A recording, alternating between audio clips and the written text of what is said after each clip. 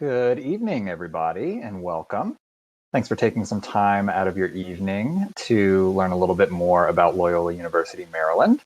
My name is Nathaniel Brickhouse. I'm our Assistant Director of Regional Recruitment, and I'm actually based in North Carolina. So if you hear a slight twang or an errant yawl slips out, that is where that is coming from.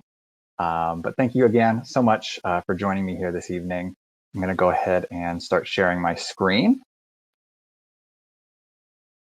And we can get started. So again, I'm here representing Loyola University Maryland. And of course, you're looking to get a really good undergraduate education. And hopefully in the next 20 or 25 minutes, I'll give a good overview of why I think Loyola University Maryland is a really good opportunity for that. And then hopefully the last 5 minutes or so will be for questions, which you can drop in the discussion at any time. So I like to start here. First of all, that building in the background is the Humanities Building, which is actually where our admissions office is housed. So if you ever do get a chance to physically visit campus, this will be your first stop. And I also like to start here with our motto, Strong Truths Well Lived, because I think this is an idea that you're going to see crop up a lot in my presentation here tonight. I'll go through this word by word. Strong really speaks to the level of rigor, strong academics. We want you to also understand the truths, kind of those bigger ideas, truths about the world, truths about yourself. College is, of course, a time for a lot of self-discovery. We want you to be doing these things well. We obviously care about your academic health, but we want you to grow and develop not just academically, but physically. We want you to biologically be healthy. We want you to spiritually grow and develop. We really want you to find out who you want to be in the world and give you the resources and opportunities to make that a reality. And then lastly, we do want you to live these experiences. Loyola Maryland is a very campus-based school. And we also want you to not just have these good classroom environments and good experiences in the classroom, but we want you to go out into the world and really apply the education that you're getting. So Strong Truths Well Lived, again, is I think a theme for this presentation here tonight. And really, this is a promise from us. This is going to be your education and your really overall experience with us over your next 4 years. So originally, we were founded as Loyola College in Maryland back in 1852. That doesn't roll off the tongue quite as well as Loyola University Maryland in my eyes. And we're named after St. Ignatius Loyola, who founded the Jesuit order. So we're a Jesuit Catholic school. So if you hear another school that has Loyola in its name, you'll know that they're Jesuits, and you'll know the backstory for that. And over here on the right, you can see our mission is to inspire students to learn, lead, and serve in a diverse and changing world. So if you know anything about the Jesuits, maybe the first thing that comes to mind might be the Pope. Current Pope is a Jesuit. Right after that, most likely you'll think of education. The Jesuit educational model is the longest continuous and oldest continuous educational model in the history of the world. So this is a tried and true model of learning. And we also want you to basically develop the skills for things that really don't even exist yet. We want you to be able to really keep up with a really rapidly changing world. And the Jesuit model is one that, again, has just historically been proven to work very well. And it's one that I believe in. You're also going to join Greyhound Nation, of course. Our mascot, is the Greyhound. And this is an actual biological fact. The Greyhound has the largest heart of any dog.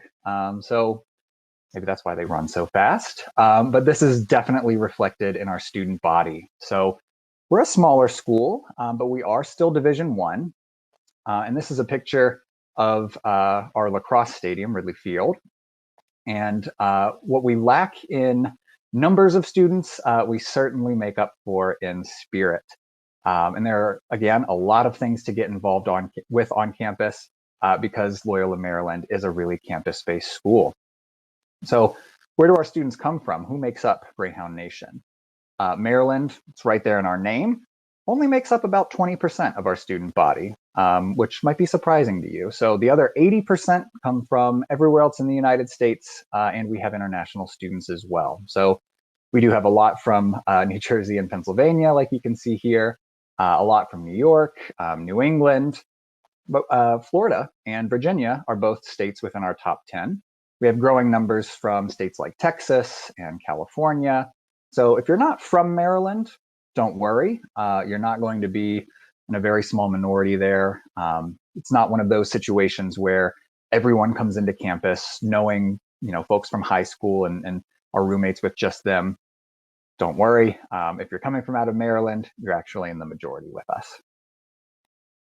So in addition to joining the Greyhound community, you're also joining the larger Baltimore community. And what I like about Loyola Maryland is that we're a smaller size. I haven't mentioned our size, just under 4,000 total undergrads, which for me, I love that. I think it's a Goldilocks sort of, not too small, not too big.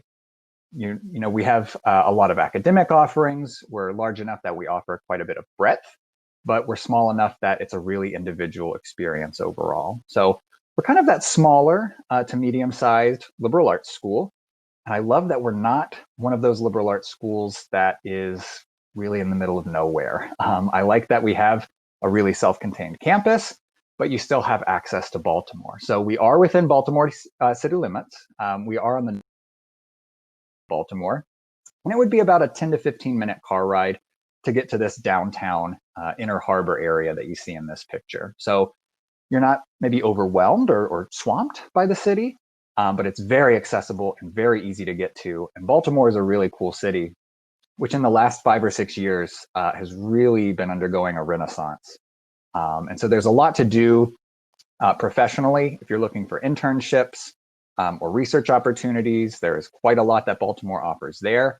Under Armour, I would say, is the most well-known Fortune 500 company that's headquartered in Baltimore, but there are a lot of financial institutions in Baltimore. A lot of our students will do internships and partner with the local sports teams, the Ravens especially. Go Lamar Jackson. We also have a lot of what are called incubators for any entrepreneurs out there. So there are a lot of just kind of professional opportunities in Baltimore. Baltimore is nicknamed the city of neighborhoods. So it's just a really neat city to explore. You walk a block or two, and the food and the culture and just the atmosphere completely change. So it's a really cool city to kind of get used to and then find out more about during your 4 years here. I mentioned food. If you're a foodie, Baltimore is an excellent spot for you. Yelp rated us number 9 in top foodie cities in the country. So explore the food of those neighborhoods. And then there's a lot to do just in terms of the arts and museums and concerts. Obviously, you wouldn't have to leave campus to fill your free time and find things to do. But having Baltimore right there means just that you get both a really good campus experience. And if you want to leave campus, you certainly can and never have a dull moment. The transition, though, to college can be a lot. For most of you, or the majority of you, this will be your first significant time away from home. So we do a lot, especially that first year, to make sure that that transition to college goes as smoothly as possible. And so we do this primarily through Messina, which is our universal first year advising experience. And if you're curious, Messina is the city in Italy where St. Loyola founded his first university. So that's where the name comes from. And I haven't mentioned this yet either, but we're nicknamed the Evergreen Campus, which I think after seeing some of these photos of campus, you can kind of see why. But that's why there's the pine tree on top of the globe. So basically what Messina is 2 classes that you take your first year, one in the fall semester and one in the spring. These are very small. They're capped at 16 students. So, and you take the fall and spring semester courses with the same group. So even before you've maybe met your roommate, you have your band of brothers, you have that cohort, you know you're going to take a class with them throughout the entire first year. And one of those two professors is actually going to be your academic advisor, which is fairly unique, to be honest. No matter what school you end up at, you're going to have an academic advisor, but oftentimes that'll be their job, and so that'll be their primary focus. Very rarely will they be an actual faculty member. If they are a faculty member, very rarely will you actually have taken a class with them your first year. So I love that there's someone who is very invested in the academic life at Loyola, who's really going to get to know you, not just as a student in their small discussion-based classes, but they'll also spend at least 1 hour a week with you in an enrichment hour. Could be something social on campus, could be going into Baltimore and doing something fun. And you also, as part of this advising experience, have what we call an Evergreen, the Evergreen Campus, which is a student advisor. So you're really going to get to know one of your professors. They're really going to mentor you and advise you and help you register for classes. Since we are a liberal arts university, you won't declare a major with us until your sophomore year. So once sophomore year rolls around, your Messina advisor will help you kind of with that major and minor declaration process. And then your Evergreen, your student advisor, is there to answer questions more on campus life, social life, what's there fun to do in Baltimore, sorts of questions that you wouldn't ask maybe a faculty member, a full professor. But academics are, of course, the main reason, theoretically at least, for why you are looking at different schools. And what I mentioned at the start of this presentation is, overall, it is a very individual education and experience. So if you're a statistics person, our average class size is 20. So hopefully similar to what you're experiencing right now in high school. If you prefer student to teacher or student to faculty ratio, excuse me, that's 12 to 1. I always personally prefer average class size because that's what you'll actually be dealing with day to day. All of our courses are taught by professors. We don't have graduate students. We don't have teacher's assistants teaching these classes. The person who's leading these small discussion-based classes is a professor. So you really get to know them and they really get to know you. That also means that you get to know the students that are, your cohorts in the class. It's a classroom environment where you can raise your hand, be called upon by name, and actively participate in this class. So our biggest classes maybe are going to be between 50 and 70, maybe an intro to business, maybe an intro to bio. Those are going to be our exceptions, and those are our very large classes. So this is going to be very, very individual. So I've mentioned a few times too that we are a liberal arts university. So that means that we have a lot of different major offerings, excuse me. So we have some of our most popular ones. We have a business school. We have a very robust pre-health program, pre-med. Psychology is very popular. Communication is very popular. We also offer engineering, which isn't always the case with a school as small as we are. And again, you don't declare these majors until sophomore year. So you have a lot of time to meet with your Messina advisor, meet with your professors, explore a little bit, take some time to breathe, and then declare your major. And once you do, you're not locked into any one school, or for the business school, you don't have to apply to the business school sophomore year. Once you're accepted to Loyola Maryland, you have access to all of our academic programs, and you could double major across schools. So you could double major in business, and something as different from that as philosophy. So I also like to mention just a couple of our more unique major offerings. Did it again. Things that you might not find at every school. So if you're looking for a specific program, we do have a data science major and minor, which is very rare at the undergrad level.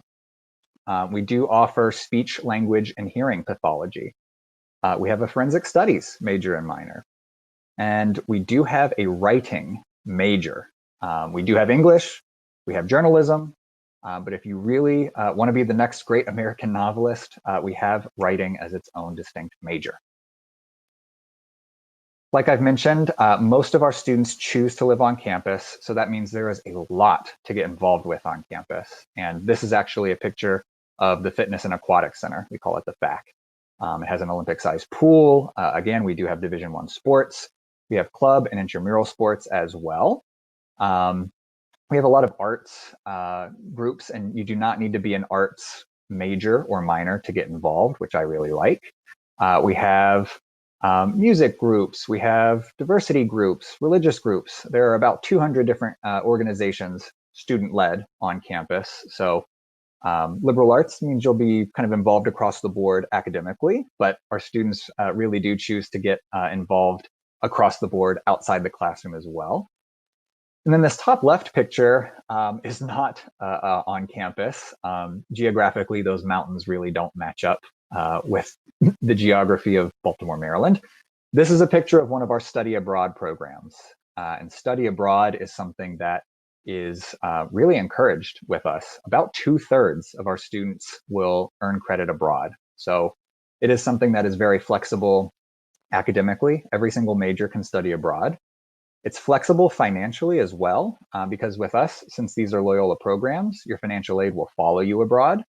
And it's very accessible in terms of just geography, where you want to go. We have programs all over the world. Some of our most popular ones being Leuven, Belgium. We have a South Africa program. This particular picture is of our Auckland, New Zealand program, which just looking at that picture, I think you can get a sense of why that is so popular. But one of my biggest pieces of advice to high schoolers who are looking to go to college is go to class, obviously. Meet with your professors outside of class if you can, which you can definitely do at Loyola, and study abroad if possible. Most students study abroad their junior year of college, so you have a lot of time to plan it out, find a program for you, but it is really an incredible experience, changes your worldview, really opens your eyes, and never again in your life will you have an opportunity to just leave and live in New Zealand for half a year. It's a really, really amazing experience. So I'm going to switch gears a little bit and talk about our application process, because if you are a current senior, you are in the thick of it right now. So our application is honestly fairly straightforward. I don't think we throw anything crazy at you. We're on the Common App, so that's the only way to apply to us. So the Common application shared by a bunch of schools. The essay that you write will be shared by all those schools. So if you haven't started that yet, you can look at the Common Application essay prompts. They don't really change year to year, so you can start getting that outline, those ideas rolling. We, of course, require an official high school transcript. We're looking at your GPA, the courses that you're taking based on what's offered at your high school.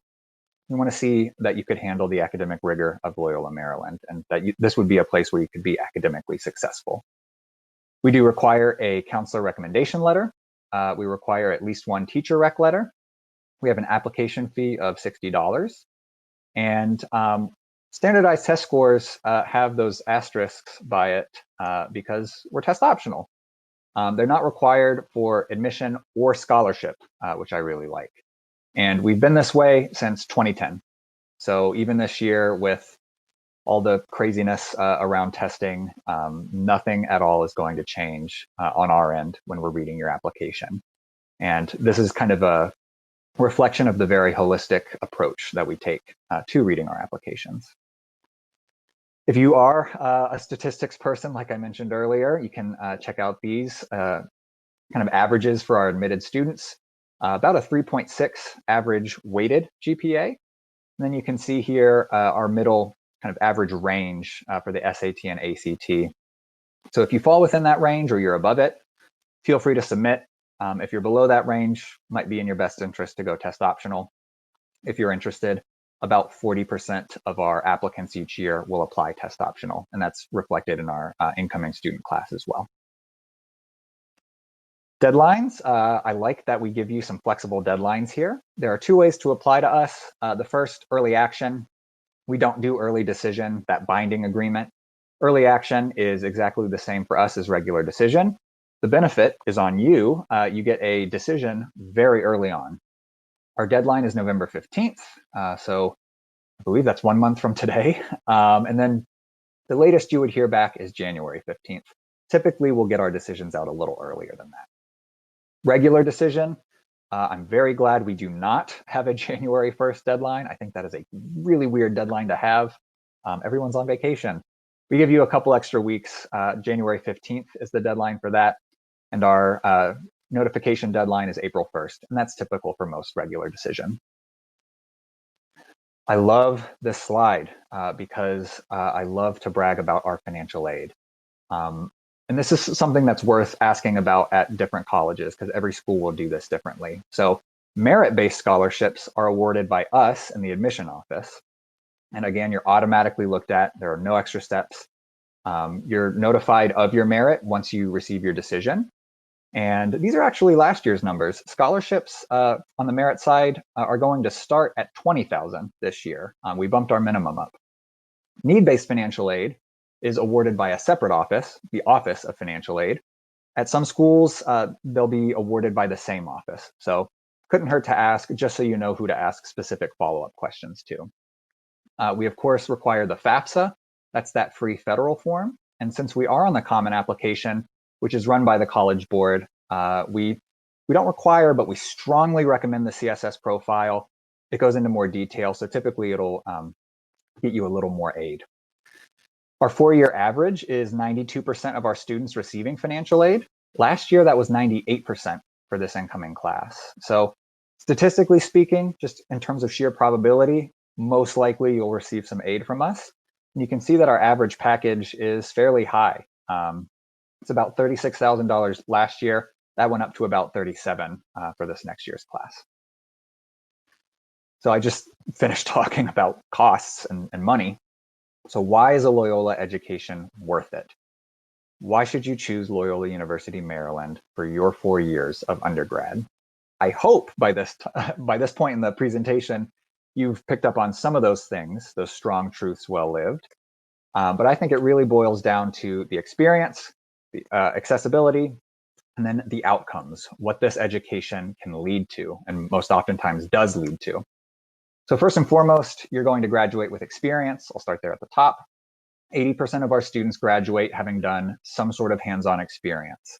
That could be study abroad, like we talked about.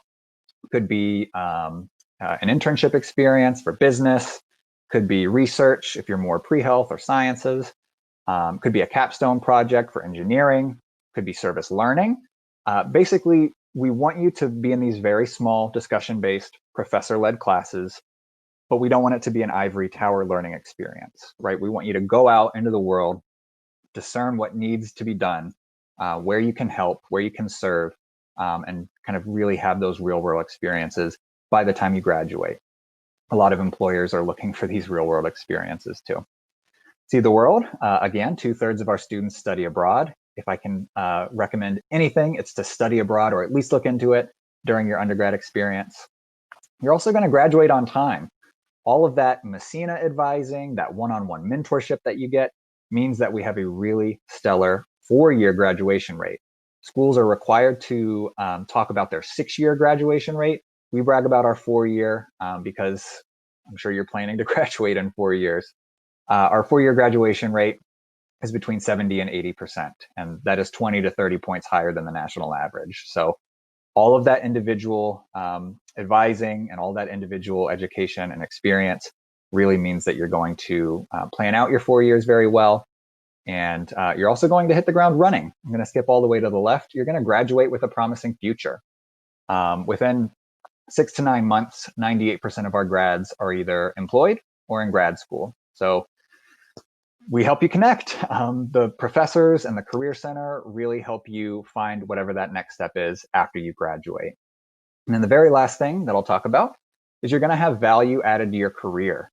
So the Brookings Institute does a study on different college graduates, and they look at what's called mid-career salary added value. So they look at basically where you graduated, how much you're making just in terms of salary, just in terms of dollars, and looking at kind of the difference between what was expected and what you're actually making.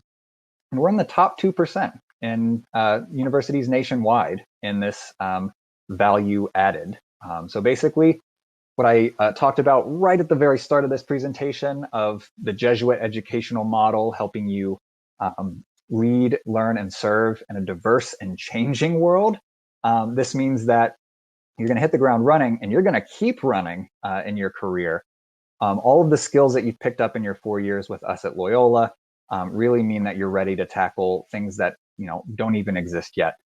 Problems that you're going to solve that, frankly, we can't even perceive at this moment. So this is why I think a Loyola Maryland education is really worthwhile. This is why I think Loyola would be a really good choice for your undergrad career. And with that, I will take questions. I will stop sharing my screen and hop back over here and head over to the discussion. Any questions that you have? Oh, here we go.